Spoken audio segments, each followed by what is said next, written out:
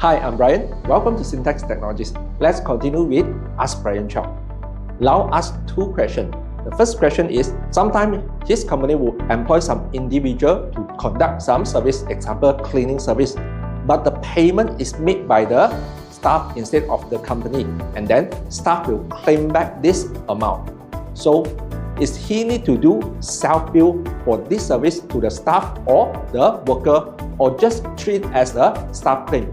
My personal opinion is you need to do self-billed e-invoice for the person who conducting the service and not the staff. And your staff is only paid on behalf, so you should not self-bill the staff. Let's say you are using Excel accounting software.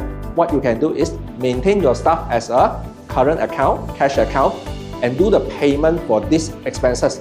Then later, when you want to pay back your staff, just make another payment voucher and make payment from the bank to the staff. This will be the accounting treatment rather than e-invoice treatment. Please remember, self-billed e-invoice is not to staff but to the person who conducting the services. Second, some company is exempted from implement e-invoice.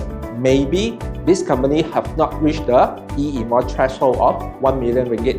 So, is he need to do self-bill? The answer is no. Please remember, if the company sales is not more than 1 million, he do not need to implement e-invoice. A normal e-invoice from this company or this supplier is sufficient enough for the proof of expenses for tax purpose. That's all for today. See you in the next video. Thank you.